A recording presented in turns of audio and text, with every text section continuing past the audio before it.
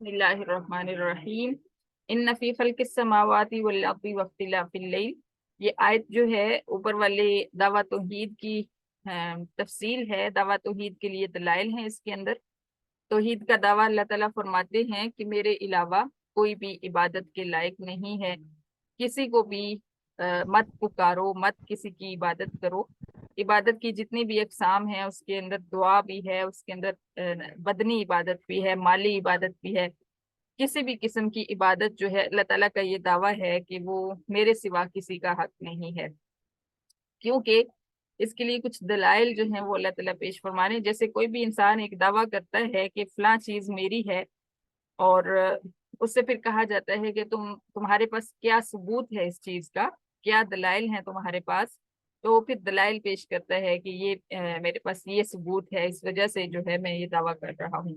تو اللہ تعالیٰ نے یہ دعویٰ فرمایا کہ میرے علاوہ کوئی معبود نہیں، یعنی اے لوگو تمہارا معبود ایک معبود ہے، نہیں کوئی معبود مگر صرف وہی معبود ہے جو بڑا مہربان، جو نہایت رحم فرمانے والا ہے۔ تو اس کے لیے پھر اللہ تعالیٰ نے دلائل پیش فرمائے۔ سب سے پہلی دلیل ان فی خلق السماوات والارض، آسمانوں اور زمینوں کی تخلیق کا اللہ تعالیٰ نے جو ہے تخلیق کی طرف اشارہ فرمایا کہ دیکھو یہ جو آسمان تمہیں نظر آ رہا ہے اور اس کے اندر سورج چاند ستارے نظر آ رہے ہیں، یہ کس کی تخلیق ہے، اس کے اوپر غور کرو۔ اور جو زمین تمہیں نظر آ رہی ہے، اور زمین کے اندر کیا کیا نعمت ہے جو نہیں تمہیں نظر آتی، اگر تم شمار کرنا چاہو تو شمار نہ کر سکو۔ تو ان دونوں چیزوں کے اندر غور کرو، آسمانوں میں بھی اور زمینوں میں، اور ان کی تخلیق میں۔ سب سے پہلے آسمان کی تخلیق پہ غور کرو کہ کتنا بڑا آسمان، کتنی بڑی چھت بغیر ستونوں کے اس نے کھڑی کر دی۔ اور اس کے اندر اگر تم غور کرو تو تمہیں کوئی شگاف یا ٹیڑھا پن بھی نظر نہیں آئے گا، کتنا کلیئر آسمان اس نے بنایا۔ اور پھر اس کے اندر جو سورج چاند ستارے وغیرہ رکھے اس کی سجاوٹ کے لیے اور تمہارے فائدے کے لیے، ان میں غور کرو۔ اسی طرح زمین کے اندر غور کرو کہ کیسے زمین اس نے تمہارے لیے بچھائی، پھر اس کے اندر پہاڑ جو ہیں وہ گاڑ دیے تاکہ زمین ہلے نہیں، اور اس کے اندر سمندر جاری کر دیے، اور اس کے اندر سبزہ اگا دیا، اور اس کے اندر مختلف جانور اور کیا کیا نہیں رکھا اس نے۔ تو کیا اس ساری تخلیق کے اندر کوئی دوسرا معبود، کوئی دوسرا شریک ہے؟ یعنی اللہ تعالیٰ یہ چیلنج کر رہے ہیں اور اللہ تعالیٰ متوجہ فرما رہے ہیں اس چیز پہ کہ آسمانوں اور زمین کی تخلیق پہ غور کر کے مجھے بتاؤ کہ جن کی تم پوجا کرتے ہو یا جن سے تم دعائیں مانگتے ہو، کیا ان میں سے کسی نے ان دونوں چیزوں میں سے کچھ بنایا ہے، یا اس کے اندر جو کچھ، یہاں تک اللہ تعالیٰ فرماتے ہیں کہ مکھی بھی نہیں بنا سکتے، ایک مکھی پیدا کرنا بھی ان لوگوں کے لیے مشکل ہے جن کی تم انسان پوجا کرتے ہو۔ تو انسان جو ہے انسانوں کی بھی پوجا کرتا ہے، انسان پتھر کی بھی پوجا کرتا ہے، انسان نے سورج چاند ستارے کی بھی پوجا کی، انسان نے ہر اس چیز کی پوجا کی جس کا اللہ تعالیٰ کے ساتھ کوئی جو ہے نسبت نہیں بنتی، کوئی تعلق نہیں بنتا اس طرح سے، کیونکہ اللہ کی ذات تو بہت عالی قدر ہے، بہت اونچی ذات ہے، بہت اعلیٰ اور عرفہ ذات ہے۔ تو انسان نے ہر اللہ کی بنائی ہوئی چیز کو جو ہے اللہ کا شریک بنایا۔ پھر اللہ تعالیٰ نے اختلاف رات کے اختلاف میں تمہارے لیے نشانی ہے۔ اس طرح سے تمہارا ٹائم ہمیشہ ہمیشہ تمہارے اوپر رات ہی رہتی، تو رات کا اندھیرا جو ہے وہ تمہیں جینے نہ دیتا، اور رات کے اندر جو ٹھنڈک ہوتی ہے اس ٹھنڈک کی وجہ سے تم گل سڑ جاتے۔ اور پھر اللہ تعالیٰ نے رات کے بعد دن کو پیدا فرمایا تاکہ دن اور رات کی سردی اور گرمی جو ہے اس کے مکسچر کے ساتھ تم جو ہے جی سکو اور تمہاری زندگی اچھی گزر سکے۔ اور پھر اسی طرح ون نہار، دن اور رات کا اختلاف ہے، تو دن ہمیشہ ہمیشہ کے لیے اگر رہتا تو دن کی روشنی سے، دن کی گرمی سے تمہاری صحتیں الگ خراب ہوتی، تم الگ تنگ پڑ جاتے، ایک بورنگ سا سسٹم ہوتا۔ تو یہ چیزیں جو ہیں ان کے اوپر تم غور کرو، اگر تم غور کرو گے تو تمہیں احساس ہوگا کہ اللہ تعالیٰ کے علاوہ یہ چیزیں کسی نے نہیں پیدا فرمائی، نہ ہی کسی کی اتنی ہمت اور طاقت ہے کہ دن کو رات اور رات کو دن بنا سکے۔ ये सिस्टम कोई नहीं बदल सकता अल्लाह के सिवा। और वल फुल्किल्लती तजरी फिल बहरी, और इसके बाद जो है जहाजों की तरफ गौर करो, कितने टनों के हिसाब से अपना अपने अंदर वजन उठाकर तुम्हारे लिए, तुम्हारा माल उठाकर जहाज जो है समंदर के अंदर चलते हैं और डूबते नहीं। हालांकि समंदर के अंदर अगर एक पत्थर भी फेंको तो वो भी तह में जाकर बैठ जाता है, लेकिन जहाज जो है उसको अल्लाह ताला ने अपनी कुदरत के साथ कैसा थाम रखा है और कैसे चला रहे हैं। एक मुल्क से दूसरे मुल्क लेकर जाते हो तुम अपना माल और उससे फायदा उठाते हो, तो क्या इन जहाजों को कोई अल्लाह के सिवा चला सकता है? मुशरिकीन मक्का जो थे, जो बुतों की पूजा किया करते थे, वो भी ऐसे थे कि जब समंदर के अंदर कोई मसला उनको पेश आता था तो उस वक्त सिर्फ अल्लाह ताला को पुकारते थे। उस वक्त उनको यकीन होता था कि यहाँ हमारे बुत जो है काम नहीं आने वाले। तो उनको इस चीज का एहसास था कि ये जहाज और कश्तियां जो हैं ये सिर्फ अल्लाह के हुक्म से ही चल रही हैं, इसके अंदर किसी दूसरे का कोई इख्तियार नहीं। तो अल्लाह ताला भी इस चीज की तरफ इशारा फरमा रहे हैं कि इतने बड़े बड़े टनों वजन उठाए हुए जहाज जो हैं वो चल रहे हैं और डूबते नहीं हैं, तो क्या अल्लाह के अलावा कोई है जो इनको चलाए? वमा अनज़लल्लाहु मिनस समाई मिन माइन फअहया बिहिल अर्द बअद मौतिहा। फिर अल्लाह ताला ने बारिश की तरफ इशारा फरमाया कि बारिश जो आसमान से उतरती है, क्या अल्लाह के अलावा कोई और उसको उतार सकता है? और फिर आसमान से उतरने के बाद बंजर जमीन के ऊपर जब वो पड़ती है, जमीन खुश्क होके फट चुकी होती है, मुर्दा हो चुकी होती है, किसान के काम की नहीं होती। किसान जो है वो इंतजार में होता है कि बारिश बरसे और जमीन नरम हो और वो उसके अंदर बीज बोए। तो अगर अल्लाह ताला बारिश ना उतारे तो कोई दुनियावी ताकत है जो तुम्हारे माबूदों में से, जो बारिश को आसमान से नाजिल कर सके और उसके जरिए जमीन को तुम्हारे लिए कारामद बना सके? तो कोई नहीं है। इसलिए जब कोई नहीं तो इबादत के लायक भी कोई नहीं, उस ताजीम के लायक भी कोई नहीं जिस ताजीम के लायक अल्लाह ताला की जात है। वबस्सा फीहा मिन कुल्ली दाब्बा, फिर अल्लाह ताला ने इसमें हर किस्म के जानवर जो हैं बखेर दिए। इतनी किस्में हैं कि कोई जो है उसका अहाता नहीं कर सका। और जमीन के हर खित्ते के हिसाब से मुनासबत से, यानी पहाड़ी इलाके में और जानवर हैं और सतही इलाके में और जानवर हैं, गर्म इलाकों में और किस्म के जानवर हैं, सर्द इलाकों में और किस्म के जानवर हैं। तो अल्लाह ताला ने हर जमीन के मुनासबत से जो है वहां पे जानवर पैदा फरमाए और तुम्हारे लिए फायदा मंद बनाए। तो क्या कोई एक ऐसा है तुम्हारे माबूदों में से जो इनमें से कोई भी चीज पैदा कर सके? अगर नहीं है तो फिर इबादत के लायक भी सिर्फ अल्लाह की जात है, उसके अलावा किसी और की इबादत मत करो। व तसरीफ रियाह, फिर अल्लाह ताला फरमाते हैं हवाओं के फेरने में भी अल्लाह ताला की कुदरत की निशानियां हैं। हवाएं कैसे फिरती हैं? यानी हमेशा एक ही सिमत की हवा नहीं चलती। अगर मगरिब के सिमत से ही हमेशा हवा चलती रहे तो सारे दरख्त और पौधे और इमारतें और हर चीज जो है मशरिक की जानिब ढल जाए। मुसलसल एक तरफ से हवा पड़ने से आपको पता है कि शेप भी चेंज हो जाती है, दरख्त की भी या किसी भी चीज की शेप चेंज हो जाती है। तो अल्लाह ताला कभी मगरिब से हवा चलाते हैं, कभी मशरिक से, कभी शुमाल से, कभी जुनूब से। और इस तरह से जो एक निज़ाम कुदरत है वो चल रहा है और हर चीज अपनी सही हालत पर मौजूद है।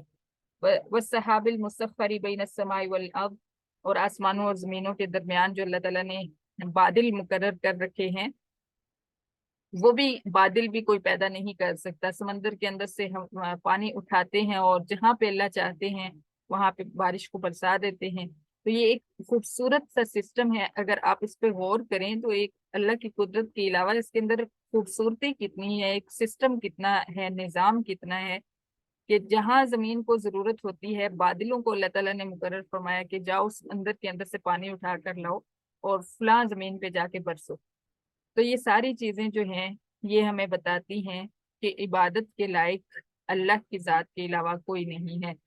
और अब हमने क्या करना है? हमारे अंदर क्या खराबी है? हमारे अंदर ये खराबी आ जाती है कि हम भी अपने बुजुर्गों को अल्लाह ताला के बराबर बनाने लग जाते हैं। उनकी ताजीम अगली आयत बताएगी हमें कि हम किस तरह से करते हैं। वमिनन नासि मन यत्तखिदु मिन दूनिल्लाहि अंदादन युहिब्बूनहुम कहुब्बिल्लाह, अल्लाह फरमाते हैं लोगों में से वो लोग भी हैं جو اللہ ताला के अलावा उसकी जिद्दें बना बैठते हैं, उसके शरीक बना बैठते हैं, युहिब्बूनहुम का हुब्बिल्लाह, वो उनसे ऐसी मोहब्बत करते हैं जैसी मोहब्बत अल्लाह ताला से की जाती है।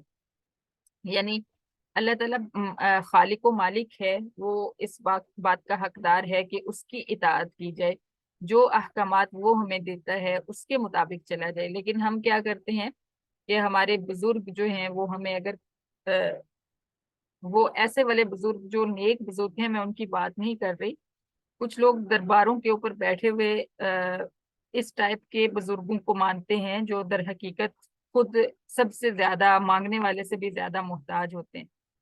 तो वो लोग जो हैं उनके पास किसी किस्म का इख्तियार नहीं होता, तो उन लोगों के से कुछ लोग डरते हैं और उनसे मोहब्बत करते हैं। ऐसी मोहब्बत करते हैं जैसी अल्लाह से करनी चाहिए। यानी वो उनको ना तो कुछ देते हैं ना कोई उनका नुकसान कर सकते हैं, लेकिन इसके बावजूद भी वो लोग जो हैं जो उनकी उनकी मोहब्बत में मुब्तला होते हैं उनकी ऐसे इताअत करते हैं कि जब पीर साहब ने कुछ कह दिया तो बस फिर कह दिया, वो पत्थर पर लकीर की तरह हो जाता है और उससे वो आगे पीछे नहीं हो सकते। अल्लाह ताला ने हुक्म दिया 5 टाइम नमाज पढ़ो, लेकिन 5 टाइम नमाज का हमें एहसास नहीं होता उस तरह जिस तरह पीर की बात का हमें सर के ऊपर सवार हो जाती है कि अगर हमने ना किया तो कोई आफत आ जाएगी हमारे ऊपर।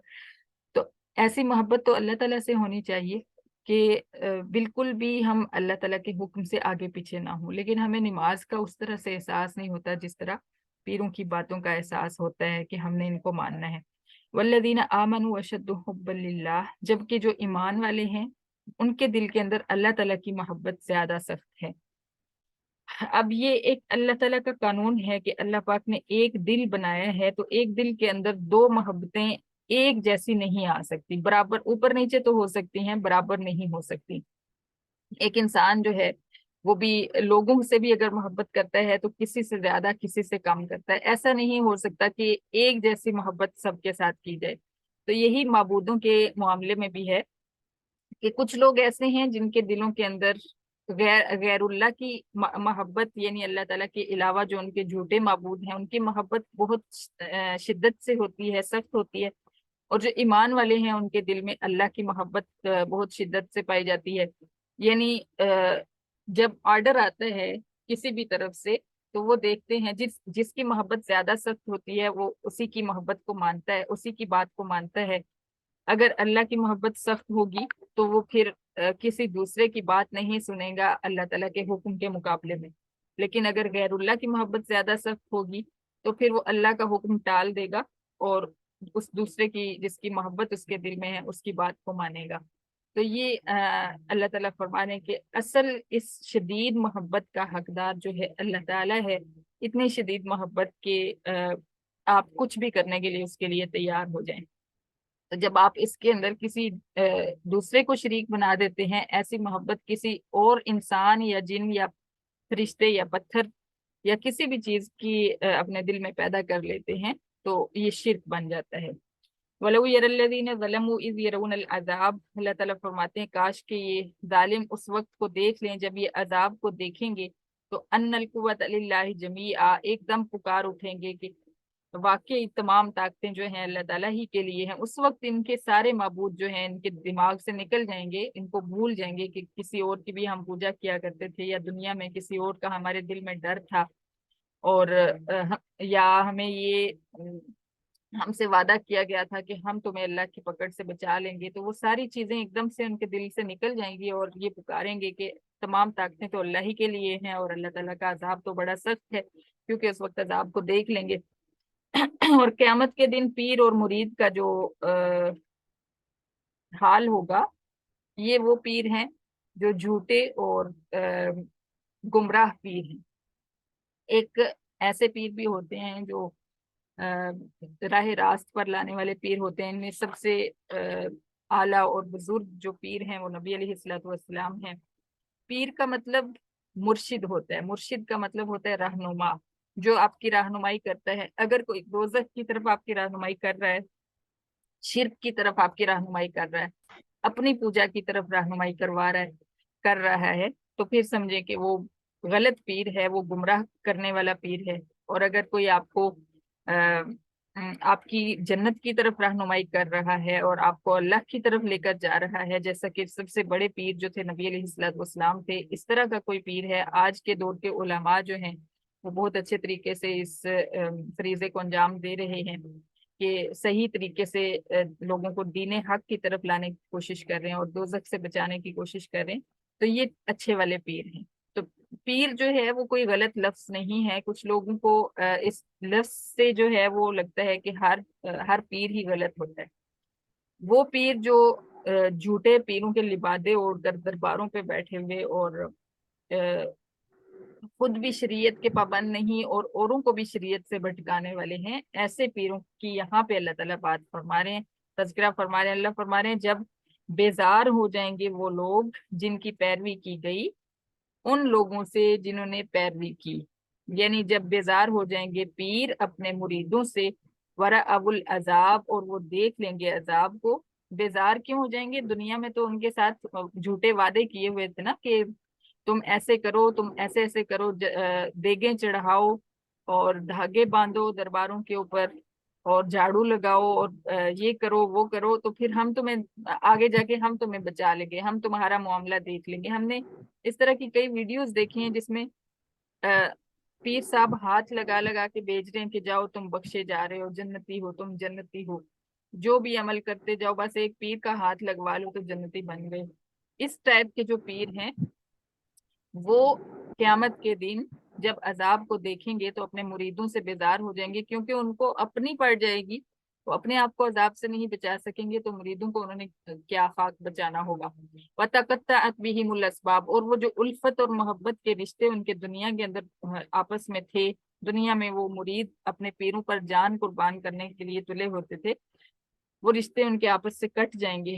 وقال الذين اتبعوا لو ان لنا كرة فنتبرأ منهم كما تبرؤوا منا، پھر کیا ہوگا جب وہ مرید دیکھ لیں گے اپنے پیروں کی بے بسی اور ان کو بھی جہنم میں جاتا ہوا دیکھ لیں گے اور ان کو پکار پکار کر کہیں گے کہ اپنا وعدہ یاد کرو، ہمیں اب جہنم سے نکالو، تو پیر بیزاری کا اظہار کریں گے اور ان سے برات کا اظہار کریں گے۔ تو مشرک جو ہیں، مشرک مرید جو ہیں، وہ کہیں گے کاش کہ ہمیں دنیا میں دوبارہ بھیجا جائے اور ہم بھی تمہارے سے ایسے ہی بیزار ہوں جیسے آج تم ہم سے بیزار ہو۔ کذالک یریہم اللہ اعمالہم حسرات علیہم، اسی طرح اللہ فرماتے ہیں کہ ان کے اعمال اللہ تعالیٰ ان کو پچھتاوے بنا بنا کر دکھائے گا۔ اب یہ سوچئے کہ یہ ہم قرآن پڑھ رہے ہیں، میں کوئی کہانی اپنے پاس سے نہیں آپ کو سنا رہی، قرآن کی آیات آپ کے سامنے کھلی ہیں اور آپ کو ایک ایک لفظ کا ترجمہ جو ہے کر کے سنایا جا رہا ہے۔ اگر کوئی اپنے پاس سے اپنے الفاظ میں بتائے پھر تو ہم اس کو ٹال سکتے ہیں، جب ہم قرآن سامنے کھول کے اللہ تعالیٰ کا ذکر جو ہے، اللہ کا کلام سامنے کھول کے اس کو دیکھ کے پڑھ رہے ہیں تو پھر اس میں شک کی کوئی گنجائش نہیں۔ اور یہ پوری سٹوری اللہ تعالیٰ خود سنا رہے ہیں کہ پیروں نے اور مریدوں نے آپس میں وہاں پہ کیا کرنا ہے۔ تو یہ کیوں سنا رہے ہیں؟ اس لیے سنا رہے ہیں تاکہ اگر کوئی یہاں پہ گمراہی کا شکار ہے تو وہ بچ جائے، وقت پہ اپنی آنکھیں کھول لے، وقت پہ اس سے باز آ جائے کہ میں نے اس طرح اللہ کو چھوڑ کے کسی اور کے در پہ نہیں جھکنا، کسی اور سے امیدیں نہیں رکھنی، کسی اور سے محبت نہیں کرنی، کسی اور کا ڈر نہیں رکھنا۔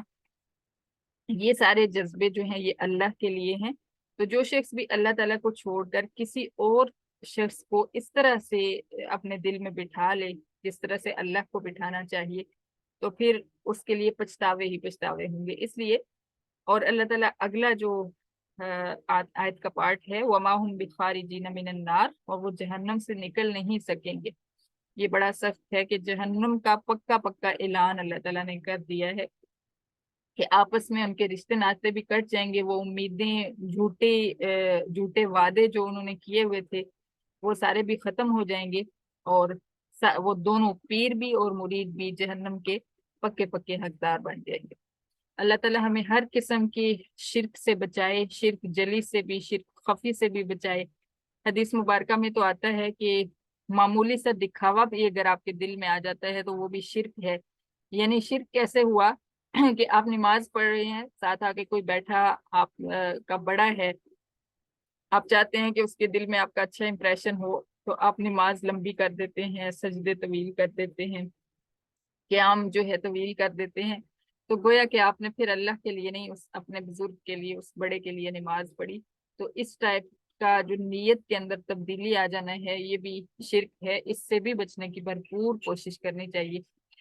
ہر وقت ایک جیسی کنڈیشن تو نہیں ہوتی، انسان کے اندر جنگ لگی رہتی ہے، عدل بدل ہوتا رہتا ہے، اتار چڑھاؤ آتا رہتا ہے نیت میں، لیکن کوشش ہر لمحہ ہونی چاہیے کہ میں صرف اللہ کی طرف متوجہ رہوں اور اللہ تعالیٰ کے لیے ہی میرا ہر عمل جو ہے اللہ تعالیٰ کے لیے ہو، حتیٰ کہ گھر کے اندر جھاڑو لگانا، صفائی کرنا اور گھر کے کام کاج کرنا، کوکنگ کرنا بھی اللہ کی رضا کے لیے ہو، کیونکہ اللہ کے بندوں کی خدمت ہوتی ہے بہرحال، چاہے آپ اپنے فیملی کو کھلا پلا رہے ہوتے ہیں، لیکن اس میں بھی اگر آپ یہ نیت کریں کہ میں اللہ تعالیٰ کے بندوں کی خدمت کر رہی ہوں اور مجھے اس میں بھی صلہ اللہ سے ہی چاہیے، کسی کی تعریف مجھے نہیں چاہیے کہ خاوند جو ہے وہ تعریف کرے گا یا بچے تعریف کریں گے یا ساس یا نندیں یا کوئی بھی تعریف کرے گا، تو کسی کی تعریف کی طرف یا کسی کی طرف اپنی نیت کو موڑنا یہ بھی شرک ہو جاتا ہے۔ نیت یعنی معمولی سا دکھاوا بھی اگر آ جائے، یہ حدیث مبارکہ کا مفہوم ہے، تو دکھاوا نہیں آنا چاہیے ہمارے کسی بھی عمل میں، ہر عمل اللہ کے لیے ہو، اور پریکٹس کرنے سے انشاءاللہ کچھ عرصہ آپ پریکٹس کریں گے، پھر آپ کی نیت درست ہو جائے گی، پھر آپ کیسے پتہ چلے گا آپ کی نیت ٹھیک ہے؟ اس طرح سے کہ اگر کوئی آپ کی تعریف کرے گا تو بھی آپ بہت زیادہ نہیں پھولیں گے، اور اگر کوئی تنقید کرے گا تو بھی آپ بہت زیادہ پریشان نہیں ہوں گے کہ اوہو میں نے اتنی محنت کی، میں سارا دن جان مار کے کام کرتی ہوں، لیکن کیا ہوتا ہے کہ کوئی تعریف نہیں کرتا، کسی کو پسند نہیں آتا، پھر یہ چیزیں جو ہیں آپ ان سے بے نیاز ہو جائیں گے، آپ کی زندگی پرسکون ہو جائے گی جب ہمارا ہر کام اللہ کے لیے ہوگا۔ تو اللہ تعالیٰ ہمیں بچائے، اللہ تعالیٰ ہمیں ہر کام اپنی رضا کے لیے کرنے کی توفیق دے، اور ہماری نگاہ ہمیشہ ہمیشہ اللہ تعالیٰ کی طرف ہو زندگی کے ہر معاملے میں۔ صدق اللہ العظیم، صدق اللہ، صدق اللہ۔